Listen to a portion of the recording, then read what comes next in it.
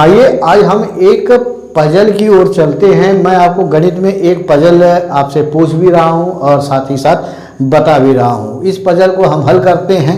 यहाँ पर दिया हुआ है पजल, आपको दिखाई दे रहा है। यहाँ पर सभी तीन तीन संख्या लिखी हुई है और सबको 6 के बराबर लाना है, किंतु इनको 6 के बराबर लाने के लिए कुछ शर्तें हैं। इन शर्तों को पूरा करते हुए हमको ये बताना है कि ये सभी 6 के बराबर किस प्रकार से होंगे। तो शर्तें आप जान लीजिए।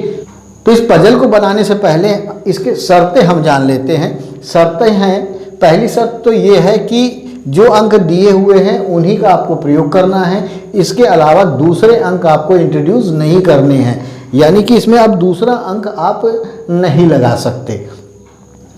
दूसरी शर्त ये है कि इसमें जोड़, घटाना, गुणा, भाग, कोष्ठक, फैक्टोरियल आप सब यूज कर सकते हैं।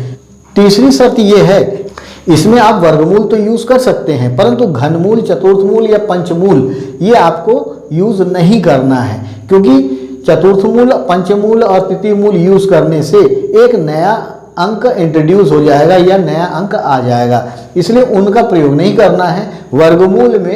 वर्गमूल का आप प्रयोग कर सकते हैं। इस पजल को यदि आप बना सकते हैं तो इसको बनाइए और मेरे कमेंट बॉक्स में इसका आंसर भेज सकते हैं। पजल को आप ध्यान से देख लीजिए। यहाँ पर सभी अंक 3-3 दिए हुए हैं और सबको 6 के बराबर हमको लाना है और बीच की जगह खाली है। यहाँ पर आपको ऑपरेशन लगाना है, गणित की संक्रियाएं लगानी है। तो आइए हम पजल को हल करते हैं। सबसे पहले हम इसे सिद्ध करते हैं, इसको हल करते हैं। तो यहाँ पर ये बहुत सरल है, ये छोटे बच्चे भी बना लेंगे। यहाँ प्लस और प्लस लगा दिया जाए तो 2 + 2 + 2 बराबर 6 हो जाता है। ये तो पहला तरीका हुआ। दूसरा तरीका ये हो सकता है 2 × 2 धन 2 बराबर 6, मतलब 2 दूनी 4 धन 2 बराबर 6। ये दूसरा तरीका हुआ। अब तीसरा तरीका 2 की घात 2 धन 2 बराबर 6। तो यहाँ भी देखिए 3 तो 2 हैं, 2 की घात 2 धन 2 बराबर 6। तो इस प्रकार से इसका ये पहला हल जो सबसे सरल है वो मैंने आपको बताया। अब इसके बाद दूसरा लेते हैं।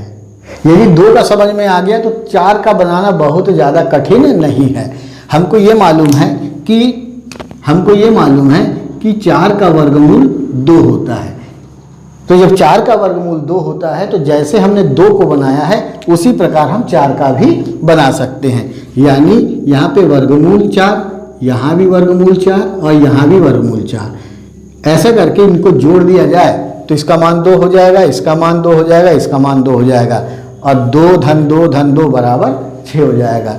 ठीक है। ठीक इसी प्रकार से जो 2 में जो हम किए थे वही हम 4 में करेंगे। तो यहाँ पर हम ऐसे लिख सकते हैं वर्गमूल 4 गुणा वर्गमूल 4 धन वर्गमूल 4 बराबर 6 के। पर ये 2 हो जाएगा, ये भी 2 हो जाएगा, तो 2 दूनी 4 और धन ये हो जाएगा 2 तो आ जाएगा 6। ठीक इसी प्रकार हम इस प्रकार भी इसको लिख सकते हैं वर्गमूल 4 की घात वर्गमूल 4 धन वर्गमूल 4। ये भी 6 के बराबर आएगा, क्योंकि ये भी 2 है, ये भी 2 है, तो 2 की घात 2 4 हो जाएगा धन वर्गमूल 4, ये भी 2 है तो ये हो जाएगा 6 हो जाएगा। तो मेरे ख्याल से ये आपको समझ में आया होगा। इसके बाद हम आगे हल करते हैं। अब हमने इसको लिया 3 3 3, ये 6 के बराबर। अब कैसे आएगा, अब इसको देखिए, बिल्कुल सरल है। अब इसमें हम कौन कौन सा ऑपरेशन यूज करेंगे ये आप देख लीजिए। तो यहाँ पर यदि 3 × 3 कर दिया जाए तो 3 × 9 हो जाएगा और उसमें से 3 घटा देंगे तो 6 आ जाएगा। तो ये आपको समझ में आ गया। तो अब हम दूसरा लेते हैं कि यदि हम 3 × 3 के ऊपर वर्गमूल लगा दे और धन 3 लिख दे तो भी 6 के बराबर आ जाएगा। इसका मतलब ये हो गया 3 × 3 का 3 आ जाएगा और ये धन 3 बराबर 6 आ गया। अब इसके बाद और किस प्रकार से हल कर सकते हैं, इसका और क्या सॉल्यूशन हो सकता है ये अभी आप देख लीजिए।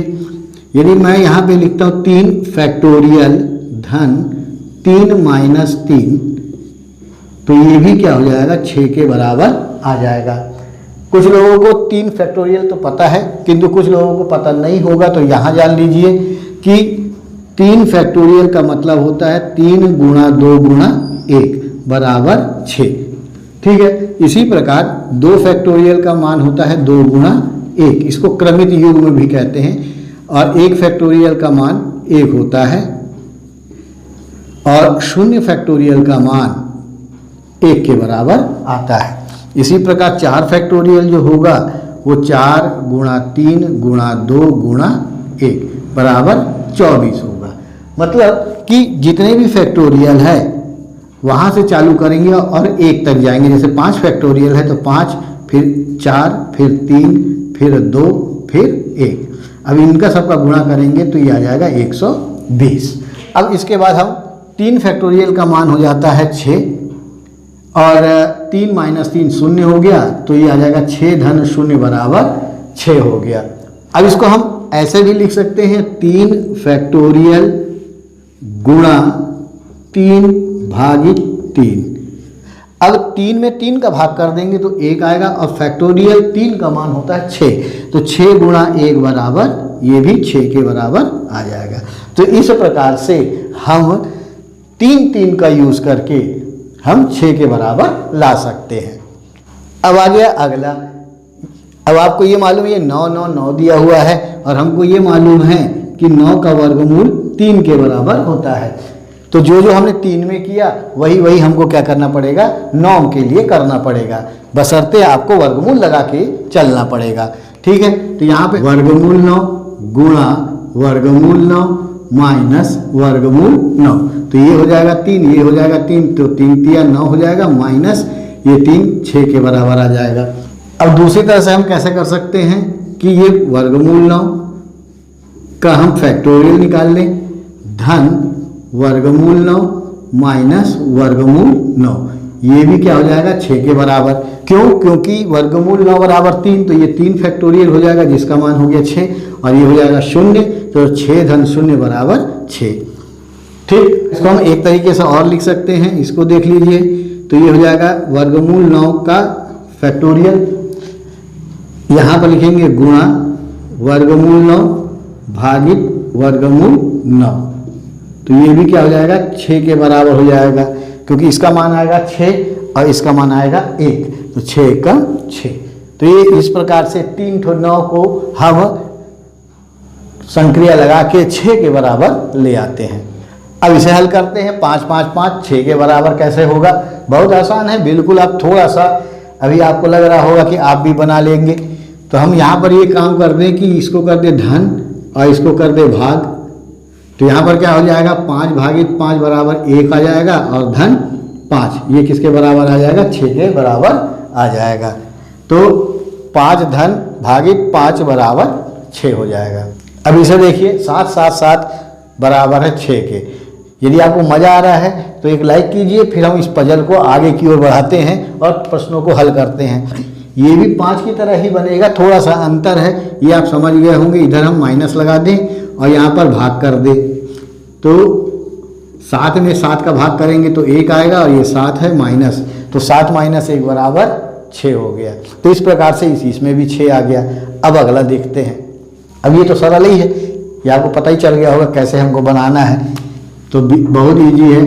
इसको हम क्या कर दें, इन दोनों को जोड़ देते हैं और इसको घटा देते हैं, तो ये 12 हो गया, 12 में से 6 गया 6, बहुत ईजी है।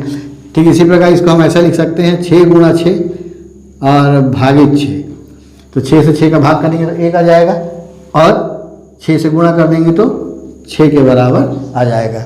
ये बहुत ईजी था। अब इस पजल को हल करते हैं। इस पजल को हल करते करते हम थोड़ा सा गणित भी लगाएंगे, तभी ये आके बनेगा, वरना नहीं बनेगा। तो यहाँ पर ये 8 है और ये 8 है, तो इन दोनों 8 को जोड़ दिया जाए तो ये हो जाएगा 8 8 16 हो जाएगा। और इसका वर्गमूल निकाल लें तो 16 का वर्गमूल 4 हो जाएगा। और इसके बाद हम एक बार और वर्गमूल निकाल लेते हैं तो ये कितना हो जाएगा 2 हो जाएगा। तो यहाँ पर एक और वर्गमूल निकाल लें तो ये 16 का वर्गमूल 4 का वर्गमूल 2 हो जाएगा। और ये रहा 8, तो 8 में से घटा दिया जाए तो ये 8 है और इसमें से ये 2 हो गया, और इसको घटा देंगे तो आ जाएगा 6 आ जाएगा। ठीक है, एक तरीके से इसको और हम हल कर सकते हैं।